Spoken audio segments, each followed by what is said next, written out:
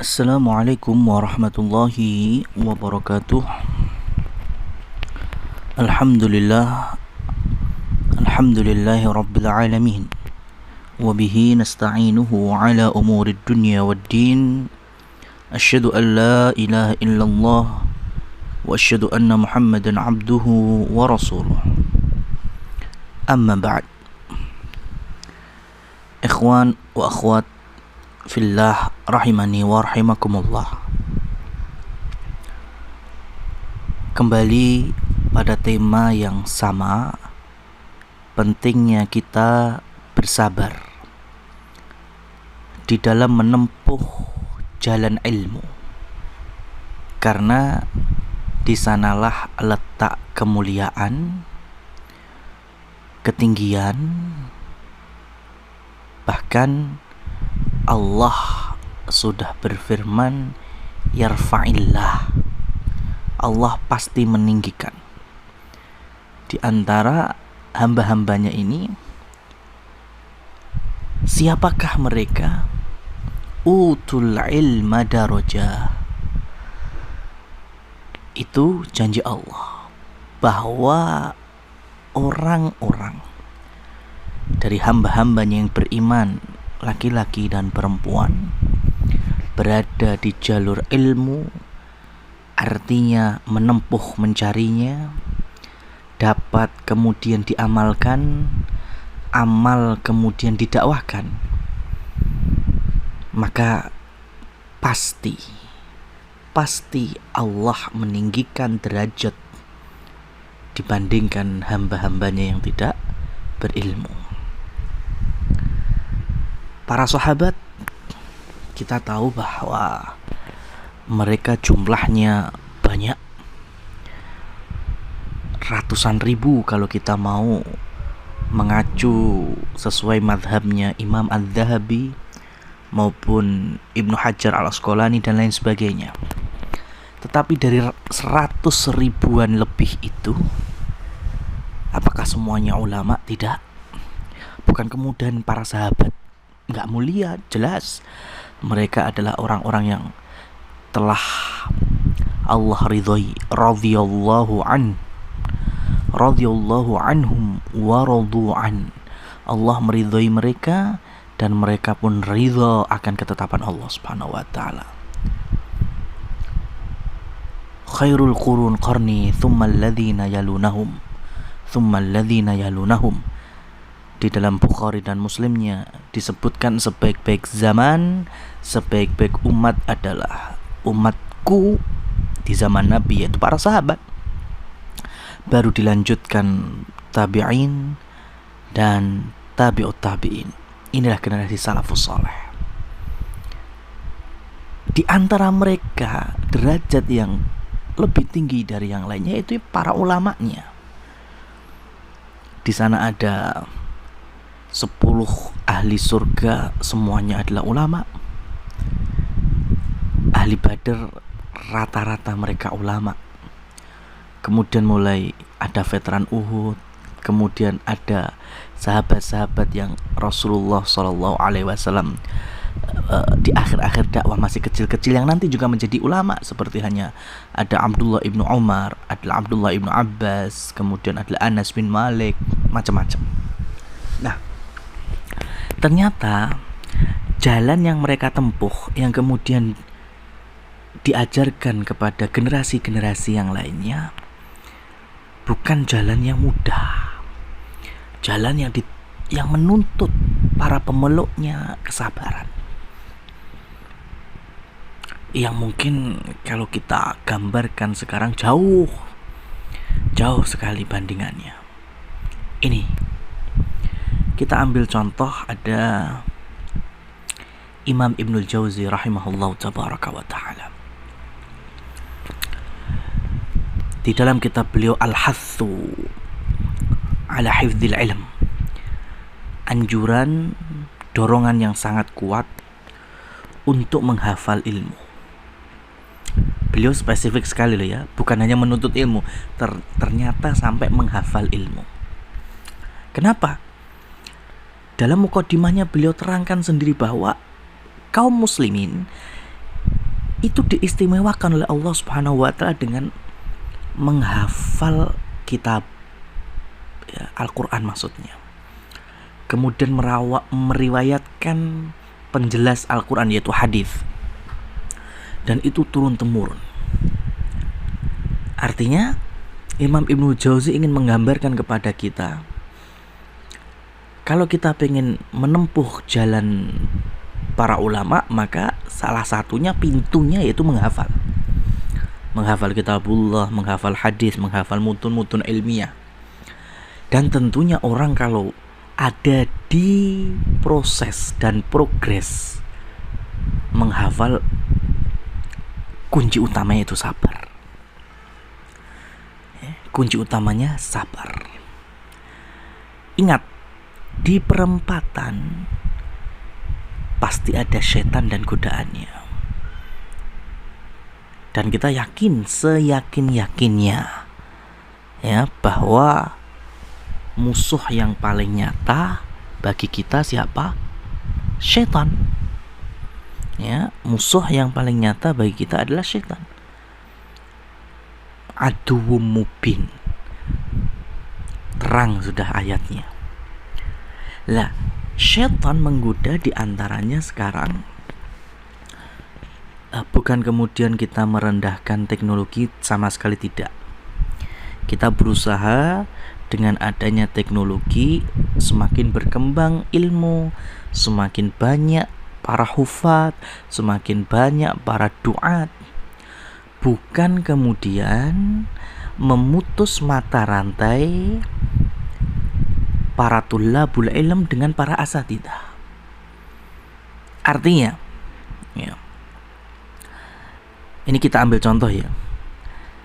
Di program ini adalah menjembatani kalian di musim yang Allah Subhanahu wa taala uji kita semuanya, pandemi corona ini, sehingga berkerumunan masih terlarang secara tahapnya dan wilayahnya.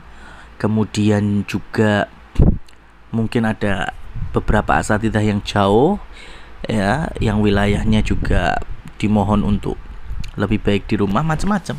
Sehingga dengan adanya program ini menjembatani kaum muslimin muslimat untuk memudahkan mereka dalam mendapatkan ilmu.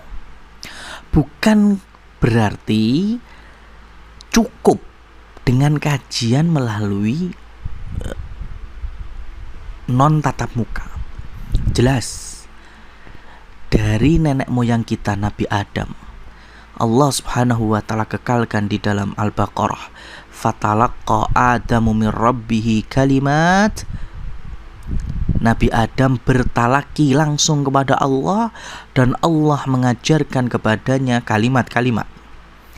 Di sini yaitu doa untuk bertaubat, Rabbana dzalamna anfusana wa illam taghfir lana wa tarhamna lanakunanna minal khasirin. Firman Allah ini diajarkan kepada Nabi Adam langsung antara Allah dengan Nabi Adam. Ketemu Nabi Musa, belajar dengan orang yang soleh, ya, yang banyak sekali ahli tafsir menyebutnya itu Nabi Khidir alaihi wassalam. Di mana itu? Di laut, di samudra, dan mereka bertemu. Sampai di Nabi kita Muhammad sallallahu alaihi wasallam, beliau mengajarkan kepada para sahabat. Terlalu sering kiranya sahabat meriwayatkan posisi mereka belajar dengan Rasulullah, dengkul ketemu dengkul, langsung bertatap muka. Ini memang butuh kesabaran.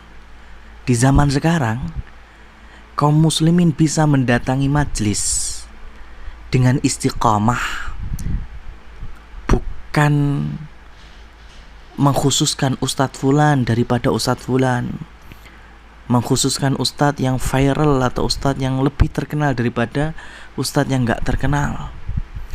Padahal sudut pandangnya bukan masalah itu. Sudut pandang adalah apa yang diajarkan qala Allah, qala Rasul, fahmus salaf, atau hanya subhat-subhat yang terlontarkan. Itu sudut pandangnya. Kalau yang dikaji ternyata sama-sama usulus salasah, akidahnya, kasus syubhat, kitabut tauhid. Nanti fikihnya fikih dari dasar, mungkin sekarang ya kebanyakan para ulama Saudi mazhab Hambali, kitab-kitab fikih Hambali. Kemudian naik lagi kitab Syafi'iyah, macam-macam. Dan masih banyak lagi kitab-kitab masalah manhaj apalagi. Kalau ini yang dibawakan berarti kan sama. Hanya sudut pandang, oh ini tidak terkenal, mending saya nggak usah datang. Lebih baik saya ikuti kajian Ustadz Fulan aja yang lewat YouTube atau lewat Facebook, yang penting beliau terkenal. Jangan dikira ini bukan godaan, ini fitnah setan. Ini satu langkah menuju hilangnya kesabaran dalam menuntut ilmu. Dan ini fitnah. Bayangkan ketika ada satu wilayah, satu kampung, kita butuh ustadz, di sini tidak ada yang membina kami. Allah mudahkan, datang ustadz. Ya, bisa rutin. Apa yang terjadi dalam kisah selanjutnya?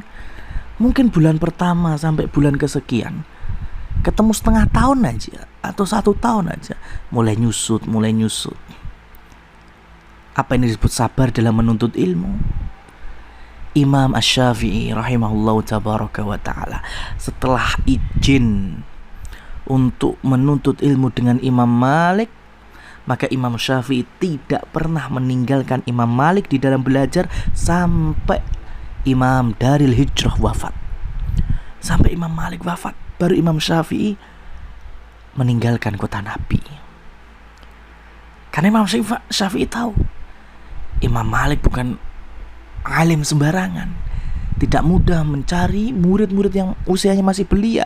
Bahkan Imam Syafi'i sampai mencari dan memperoleh surat sakti dulu, rekomendasi dari gubernur Mekah. Karena Imam Syafi'i dari Mekah. Ya, jangan-jangan Madinah ditolak oleh Imam Malik. Ya, maka beliau cari dulu rekomendasi, ketemu sama gubernur Mekah, diantar sampai ke Madinah. Dan benar, Imam Malik lihat dulu. Ternyata anak yang belia ini sudah punya pegangan Al-Muwatta, kitab hadisnya Imam Malik. Dan Imam Malik berkata, ra'aitu nuran fi wajhik fala tudfi'ha bil ma'siyah. Sungguh aku melihat cahaya dari sinar wajahmu, maka jangan sampai engkau hilangkan cahaya itu dengan maksiat. Ini nasihat guru kepada muridnya di awal pertemuan. Dan dari situ Imam Syafi'i pun sabar belajar dengan Imam Malik sampai Imam Malik wafat rahimahumullah tabaraka wa ta'ala. Abu Hurairah, sahabat yang menjadi ahli suffah, beliau langsung menjadi seorang perawi hadis yang masyhur, yang sangat cerdas dan hafalannya kuat? Enggak.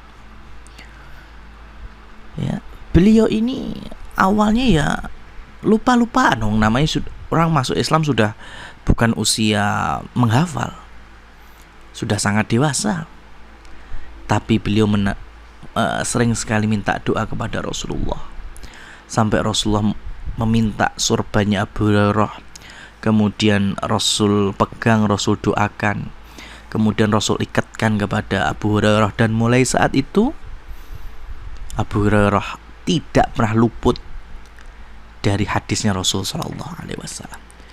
Dengan cara apa? Dengan cara bermajelis, sabar. Di antara para sahabat ada yang memang di pasar kesibukannya, ada yang menjadi dutanya Rasul. Adapun beliau Abu Hurairah istiqamah, sabar menjadi ahli suffah. Dan sepeninggal Nabi kita, ternyata orang yang paling dicari ya untuk melestarikan ilmu siapa? Abu Hurairah. Nah, saudara-saudariku yang dirahmati Allah tabaraka wa ta'ala, ada resep dari seorang tabi'in, yaitu Asy-Sya'bi rahimahullahu tabaraka wa ta'ala. Di dalam progres kita menuntut ilmu yang di sana ada kesabaran, beliau pernah ditanya, "Wahai Imam, kok bisa ya engkau memiliki majelis dan diizinkan saat masih ada segelintir sahabat masih hidup?" Ya, karena keilmuanmu yang memang Masya Allah. Sebetulnya apa resepnya engkau menjadi alim yang segini mulianya? Maka kemudian Imam Sya'bi memberikan resep bin nafyil i'timad. Yang pertama, jangan sekali-kali engkau sandarkan kepada dirimu, saya keturunan orang pintar berarti saya cerdas. Oh, bapak saya berpendidikan tinggi, ibu saya juga berpendidikan tinggi, berarti saya pintar. Enggak. Contoh Abu Hurairah tadi, menyandarkan belajar dan akalnya kepada Rasul, dan Rasul menyandarkan kepada Allah. Artinya Abu Hurairah minta doa kepada orang yang soleh, dan Rasul pun mendoakan keinginan itu kepada siapa? Doa kepada Allah Subhanahu wa ta'ala, berserah diri kepada Allah. Jangan, oh saya pinter ya memang keturunan, saya pinter memang ada fasilitasnya, saya pinter emang cerdas dari sononya. Enggak.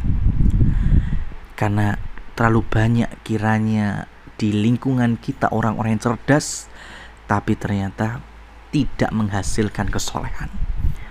Cerdas boleh, tapi soleh harus kita sandingkan kepada Allah Subhanahu wa ta'ala. Karena kesolehan itu bonus, anugerah dari Allah.